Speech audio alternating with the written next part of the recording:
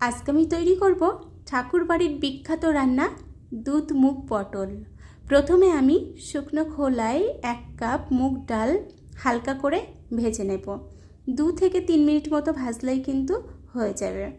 তো ডালটা যখন আমার ভাজা হয়ে যাবে তখন আমি ডালটা কিন্তু নামিয়ে নেব। দেখো ডালটা এবার জলের মধ্য দিয়ে আমি 3 থেকে 4 বার কিন্তু সুন্দর করে ধুয়ে নেব। তারপর আবার কড়াইতে জল দিয়ে জলটা যখন হালকা গরম হয়ে আসবে তখন এই ভেজে রাখা ডালটা আমি অ্যাড করে দিলাম।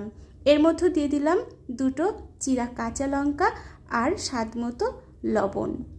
দেখো সুন্দর করে আমার কিন্তু ডালটা সিদ্ধ হচ্ছে। ডালের সাইডে যে ফেনাগুলো উঠবে সেগুলো কিন্তু পরিষ্কার করে দিতে হবে, এগুলো কিন্তু ডালের নোংরা। তো আমি ফেনাগুলো তুলে ফেলে দিয়েছি। তো দেখো এরপরে ডালটা আমার প্রায় 50% সিদ্ধ হয়ে গেছে। এর মধ্যে আমি এবার অ্যাড করব সুন্দর করে চিড়ে রাখা পটল। পটলগুলো কিন্তু আমি একদম সুছিলা করিনি, হালকা কিন্তু খোলা রেখে দিয়েছি। তো দেখো পটলটা আর ডালটা সুন্দর করে আবারও কিন্তু আমাকে সিদ্ধ করতে হবে। প্রায় 70% মতো ডাল আর পটল আমাকে সিদ্ধ করে নিতে হবে। খুব বেশি সময় লাগে না, এটা কিন্তু 5-6 মিনিট ধরে একটু কুক করলেই রেডি হয়ে যাবে ডাল আর পটল। তো দেখো ডাল আর পটল সিদ্ধ হয়ে গেছে। এবার কিন্তু এই ডাল আর পটল আমি আলাদা নামিয়ে রেখে দেবো একটা পাত্রে। তারপর আমি কড়াইটা আবারও পরিষ্কার করে বসিয়ে দিয়েছি। তার মধ্যে দিয়ে দিলাম প্রথমে 2 চামচ রিফাইন তেল আর ফোড়নে দিলাম জিরে আর শুকনো লঙ্কা। এদিকে একটা পেস্ট করলাম কাঁচা লঙ্কা, জিরে আর আদা। সেই পেস্টটা অ্যাড করে আমি দিয়ে দিলাম সিদ্ধ করে রাখা মুগ ডাল আর পটল। আমি পেস্টটা কিন্তু তৈরি করেছি শিলে, তার কারণ ঠাকুর বাড়ির সমস্ত রান্নাই কিন্তু শিলে বাটা মশলাতেই তৈরি করা হতো। তো দেখো এরপর দিয়ে দিলাম দুধ। 1 কাপ দুধ আমি এখানে ব্যবহার করেছি। আমি দুধটা আগের থেকে জাল দিয়ে ঠান্ডা করে রেখেছিলাম। এরপর 7 থেকে 8 মিনিট মতো কিন্তু আমাকে কুক করে নিতে হবে।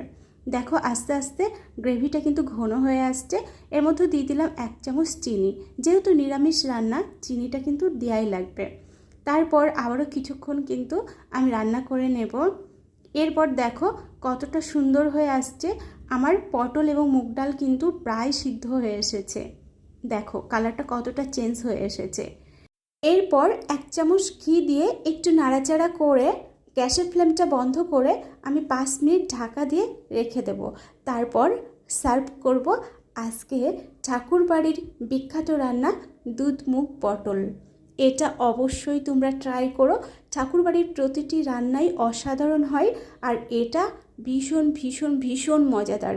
তো অবশ্যই কিন্তু ট্রাই করতে ভুলো না। তো চলো এবার খাওয়ার পালা। খুব ভালো লেগেছিল খেতে। তো দেখো আমি খেতে শুরু করে দিয়েছি। আর একটা কথা, এখনও যদি আমার ফেসবুক পেজটা ফলো না করে থাকো অবশ্যই কিন্তু ফুডি রোজিনা ফলো করে আমার সঙ্গে থেকো। আর অবশ্যই কমেন্ট করে জানিও ভিডিওগুলি কেমন লাগছে। একটা লাইক দিও, বন্ধুদের সঙ্গে শেয়ার করো। ভালো থেকো, টাটা।